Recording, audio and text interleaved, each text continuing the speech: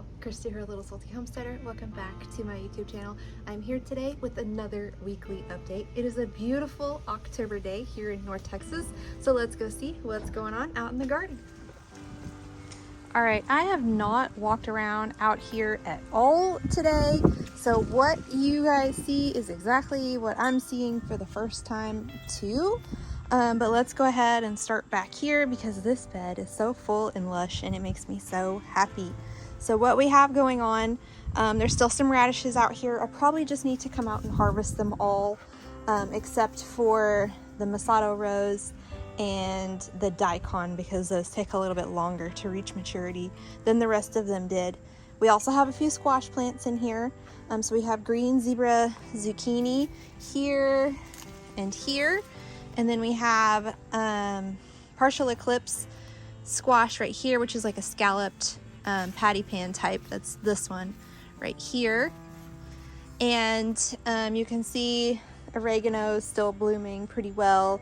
Lots of bees buzzing around it. We have basil out here that's still lush and living its best basil life. We have some calendula that survived the heat of summer. I planted it in late March. It has stayed alive all the way until now, and it is frost tolerant to a degree, so we should be able to get it all the way into December, hopefully. And then we have some of this crazy pepper. I don't know what it is, but you can see how prolific it is. I did harvest some the other day, maybe Tuesday, off of the bottom, and there's already some more that need to be harvested. I just ran out of time and I didn't get them all that day, so maybe tomorrow I can get out here and get them all. I plan on fermenting these with some Tabascos that are up on the patio to make a hot sauce with, so we'll see how that goes. There are a few brassicas in here. Not all of them survived the transplant. It got really hot after I transplanted them, and some of them just burned up in the sunlight. Let me see what we even have back here. So we have a purple magic broccoli living its very puny life. We have a Chinese yodfa broccoli there, and then we might have a few cauliflowers up here that have survived and done okay. I need to come spray them with BT because caterpillars are trying to take them out. I did transplant in a couple of calendula yesterday, so hopefully we'll have some more flowers in here. I still need to transplant in some violas. I'm waiting for them to get a little bit bigger.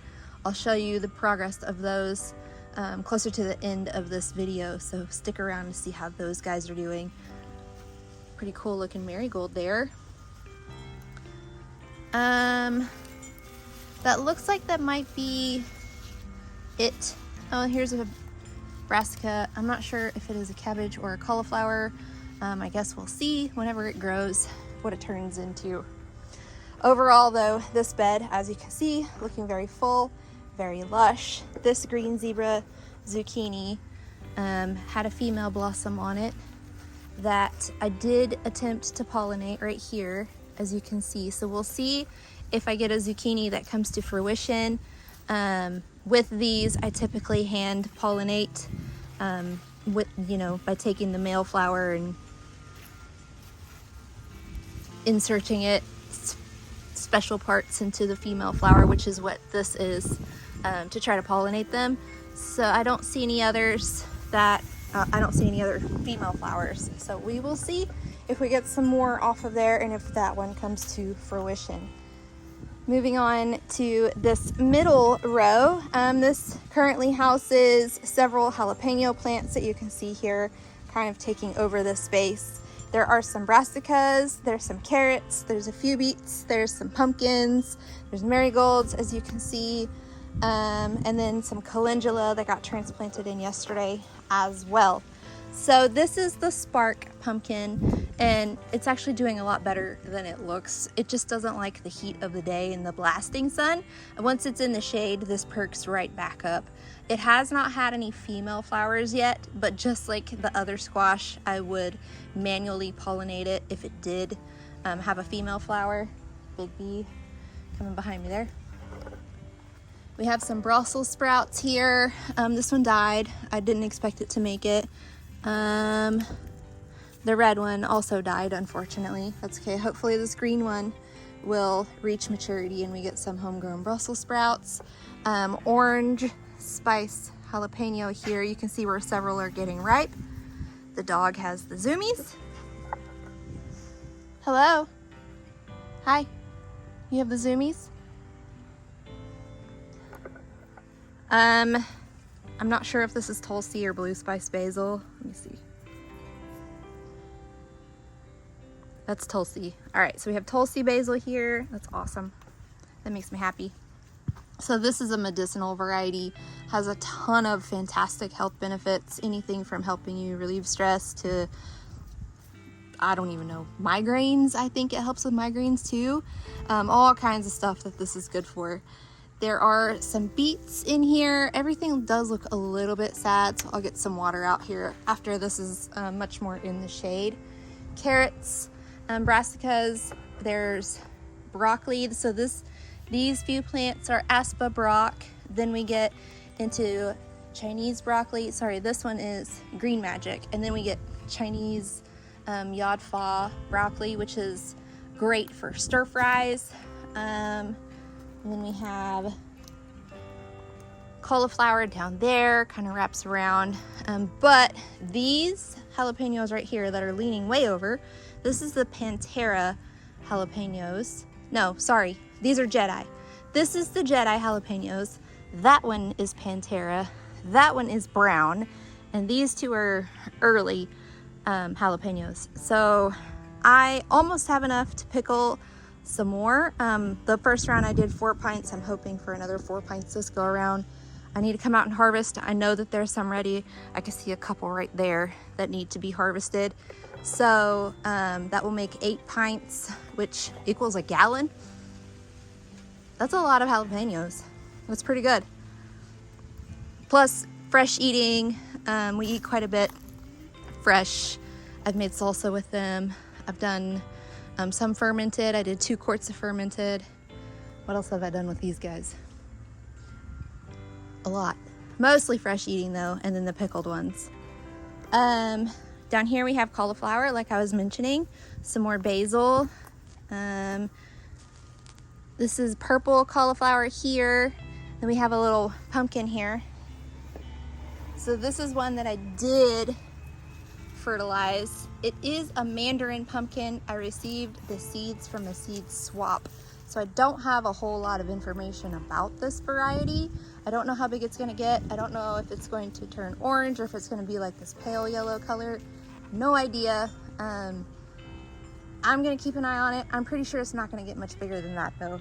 Moving on to this raised bed, also very full and very lush. It has a ton of stuff going on with it. So it has cowpeas, which you can see here, growing very prolifically. This end has collard greens, that end has kale. There's also a cucumber down there. We have eggplants right here in the middle. There's basils, there's zinnias. Whenever I plant my beds, I really just try to fill them up, maximize the space, get a lot of different variety in each bed. That way, whenever pest issues kind of come in, all of the plants in here kind of work with each other to combat those pest issues. So eggplant, I have harvested so many lately.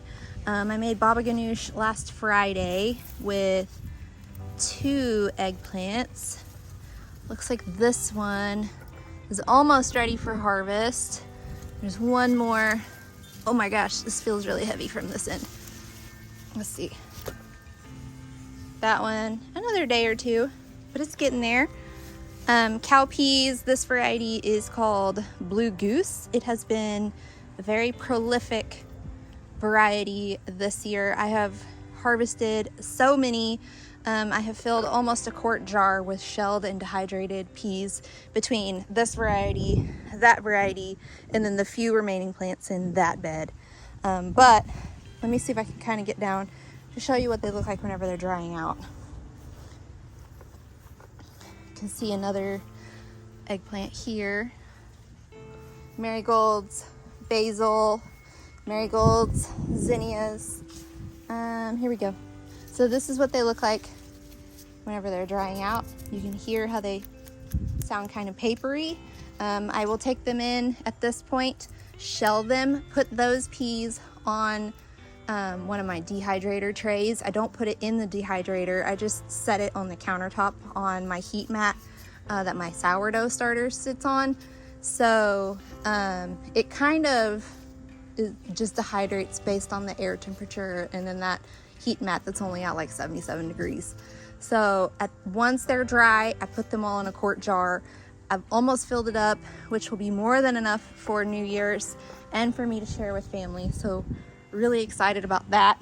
And the majority have come out of this bed here. This cucumber is Chicago pickling cucumber, and it just started blooming this week. So I'm really excited to see if we're gonna get some cucumbers off of here. And we have 3 varieties of kale. There's also some calendula that got transplanted in here. And then that end had collard greens. If I didn't say that, it has 2 varieties of collard greens. In the next week or so, I'll get spinach put into the middle wherever I can find space. Is kind of my strategy for putting in those leafy greens. As some of this starts to die off as we cool down, then I'll clear that out, and of course it will open up more sunlight and stuff for the leafy greens to be able to grow. But for now, just kind of tucking them where I have room for them in this bed. So in terms of what's coming for these 3 raised beds, the summer garden vegetables that will not survive a freeze, the peppers, the eggplant, the squashes back there, the cucumbers, the cowpeas, as soon as the first frost comes, it's going to wipe them all out. Then I'll just cut them down at the soil level, get rid of the plants. I have 3 spinach plants to transplant into this bed, and then I have onion seeds started inside. I have 3 varieties, and those will go in all 3 beds as well. So I have white, yellow, and red, 1 bed for each of the onion types. Other than that, that's pretty much planted out for fall and winter vegetables. Mostly brassicas. The root vegetables didn't do as good this year as I had hoped they would, but that's okay. I counted on the brassicas to do their job, and so far they're living up to what I needed them to do. All right, over here on this side, 2 more raised beds. As you can see, both of them have okra and cowpeas and some brassicas transplanted in, as well as a few root vegetables and some calendula and alyssum to give some winter color.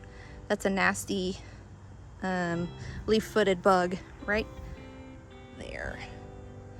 I saw a praying mantis earlier, or maybe the spider that's living on that okra can get that guy. Anyway, so there have been some brassicas transplanted in. There were some cool season annual flowers transplanted in. I have not harvested okra in a few days. So you can see that the pods are really giant, probably not usable at this point. That I have so much okra inside that I'm not super concerned about it. I've pickled 8 pints. We've roasted it, we've made oven fries. We do like a saute with onions. I have some dehydrated for gumbo. At this point, I don't eat it fried, so I'm probably the only person on the planet that doesn't eat fried okra. But at this point, I'm okay with not being able to utilize those 10 or 14 pods that got too big on me. There are some out here that are a good size. I do want to talk about this plant for a minute. As you can see, the okra on this plant is a sight to behold. And there's a reason for that. And that reason is because there is a big green spider right there. And while she is pretty friendly, she hasn't bothered me all summer. She recently laid her egg sac and they all hatched. And there for a couple of weeks, there was like 1,000 little spider babies on here. And I don't know if you guys can see, there's still several in here. Whenever I get close, she scatters over to try to, you know, she's really protective of her little baby spiders. And I don't blame her. So I just kind of gave her this plant as her habitat. I didn't want her to feel in danger. She If you can see, she's good at eating bugs. It looks like she has a fly. Please eat all the flies. So that's her home, and we're not going to disrupt it until we have to. The cowpeas that are in this bed are a pink eye purple hull, which look like this whenever they start to dry out. So they grow in kind of green, then they turn this reddish color, and then once they're completely dry, they are purple, hence the purple hull. I will probably harvest all of these tomorrow. They don't quite have that papery, crunchy feel that I'm looking for, but you can see pretty productive at the moment, which is pretty good because they were a little slow to begin with, but I recently amended these beds with quite a bit of compost and fertilizer, so I think that kind of jump started some growth down there. So we have some more down here. These are starting, yeah, this is just before that papery stage where they get kind of floppy, then they'll crisp up. So they'll look like this, where they're much more purple. So that's whenever I'm harvesting those. Brassicas transplanted in. What did I transplant in here? Cabbage, for sure. So we have green cabbage that looks like a red cabbage all the way down there, which means that these are probably cauliflowers over here. I need to get some water in here. I already know that. Just waiting for the sun to not be so high in the sky before I do that. Over here, these are the Thai green noodle beans and the Chinese red noodle beans. I am letting them dry on the vine, and then I'll come out and I'll harvest them, save the seeds from them to grow in future years. I will definitely grow them again next year. These are an excellent like stir fry bean, and they cook up really quick and they cook up really nicely. So I will definitely grow them again, and they look really cool coming off the trellis here. So if you guys are looking for something to put on your trellis that looks relatively interesting and you can also utilize it in the kitchen, maybe these noodle beans are a good candidate for you. Some other stuff that's planted out here along the trellis, we have Hostinator pickling cucumber. I'll give that one more day, and I think I saw another smallish one yesterday, but I don't remember where, on what part of the vine it was at. Oh, here we go. That doesn't look like it got pollinated actually. But back on this side, we have some snow peas. So we have Beauregard, which is a purple variety, and then we have Oregon Sugar Pod 2 snow peas, which are a shorter, more compact variety, so I don't have them climbing the trellis. And then on the other side of this trellis, we have snap peas. So we have sugar magnolia purple snap peas here, and then we have, what is it called? Sugar Bon snap peas here. We have some Yodfa Chinese broccoli. I think more of the brassicas are in this bed because I had more space compared to the other side. So we have Green Magic broccoli. That's also Green Magic, those two. Lots of Yodfa Chinese broccoli. And then we have Aspa Brock, I believe. Yes, Aspa Brock here. I think all of those. We have a few beets. They're kind of struggling. Calendula was transplanted in. Okra, again, I haven't harvested in a few days. But there are some that are like the perfect size. So while I did lose some due to Christi negligence, there are others out here that are certainly useful. There's a few radishes out here that are growing. I think these are going to be the daikon or the Japanese wasabi. I'm not 100% sure. I'm just gonna wait for the roots to develop and see what happens. The cowpeas that are in this bed, they really struggled this whole season. As you can see, there's only a few plants left. This variety is called Phenomenal. They weren't phenomenal this year. Last year when I grew them, they were. I think I was dealing with some soil issues in this bed and in that one, so that was kind of why I didn't have the same production from the Phenomenal variety. But I have since worked on amending. Hopefully next year when cowpeas come in, they will be much more productive and I'll have a very fruitful year with those. Nothing to report in the garlic area. Probably around Halloween I will be planting things out. I have not amended the spaces, even though like 3 weeks ago I said that I wanted to. I ended up using the compost for some stuff that needed to be transplanted, so I need to pick up more compost. I have the cow manure, so amend the spaces, and then these will be ready for garlic planting. Again, that will happen around Halloween. I plan on filming that entire process unless something happens and I just need to get the job done. Sometimes that's just the way I have to do things, but I really do want to try to film the process for you guys. I have the whole entire guide written out, ready to film, just waiting on the right time to do it. So cross your fingers. Over here in the flower beds, they are, well, there's only one flower bed back here, but it's very wild and unruly and a little out of control. There are a lot of things that are growing here that are much wilder than I anticipated, mostly the salvia here, but as you can see, the big bumblebees love it. The hummingbirds also love it whenever they're migrating. So even though it is unkempt and unruly, I'm keeping it around for them, for the bees and the hummingbirds. There's also a few bush bean plants scattered throughout.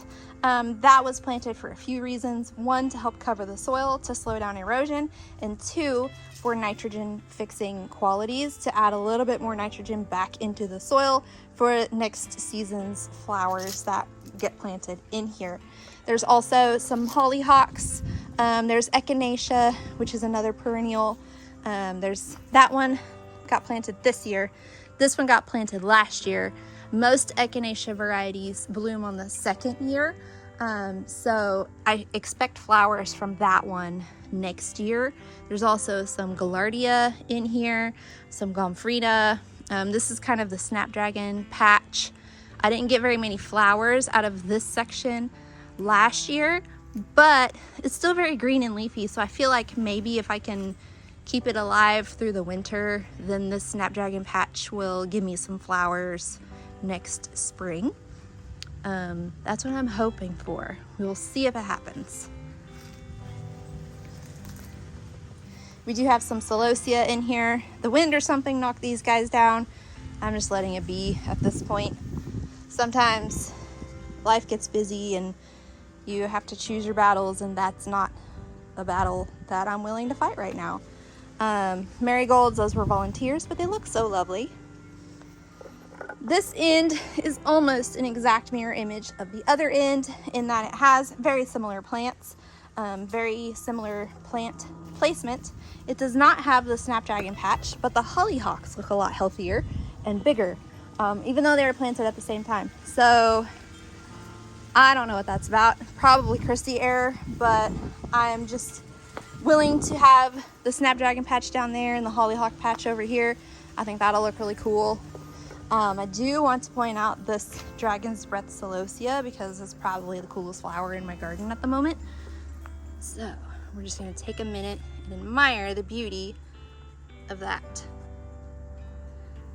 The bees seem to like it.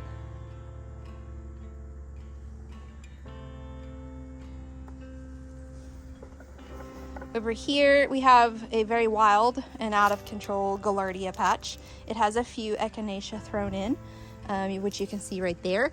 All of this was planted this year. These were all this year plants. I honestly didn't expect them to make it because when I planted them, the dog ran through them. But as you can see, I guess they like abuse because here they are.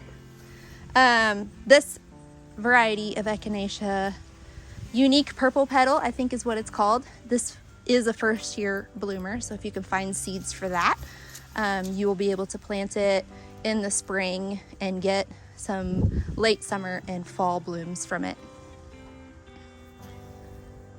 more wild salvia. All right, ginger patch number 1. It is still doing so excellently. You can see it still has some young shoots that are still sprouting and still growing. I haven't dug in there to see how big the rhizomes are, but I'm hopeful that whenever I harvest these guys, I'm gonna be really happy with the harvest, just based on how much greenery I'm seeing from this. Hopefully it's not because of too much nitrogen, but I'm confident. Bee right around my head. I'm very confident that what I harvest, I will be very happy with. So that's really cool. So that's ginger patch 1. And then over here, we have ginger patch 2.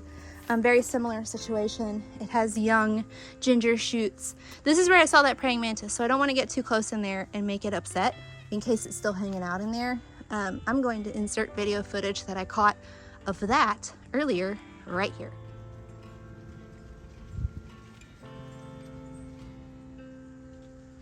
So again, very happy with this situation.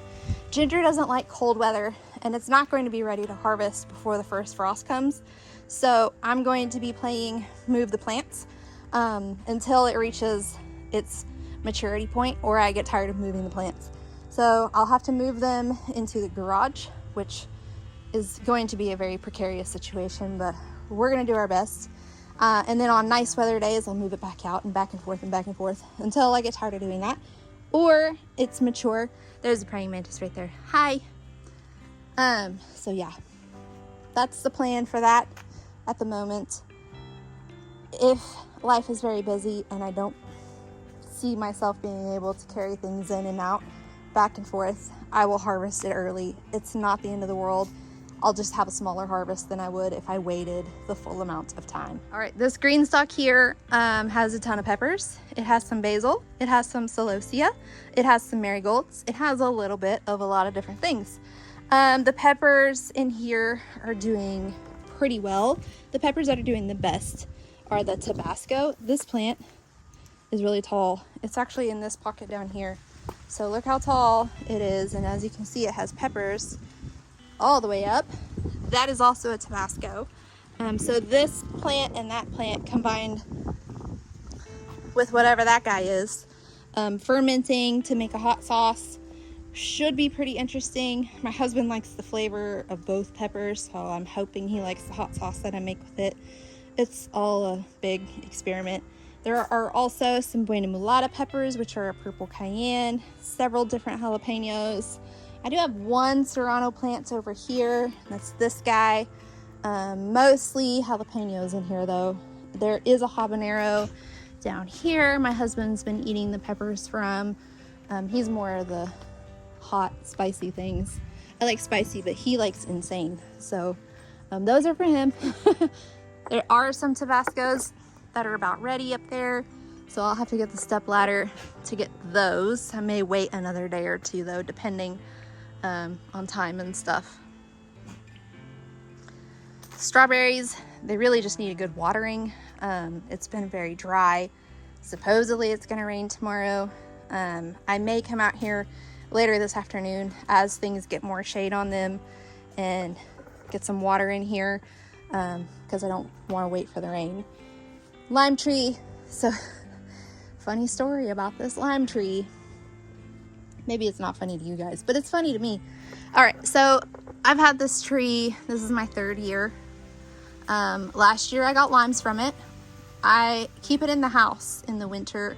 Last winter I wasn't able to keep it in the same place because we got new furniture and it was bigger than our old furniture, so I didn't have the space for it where it would have gone. So I put it in a different place and it hated where it was at, and the plant just did not thrive very well.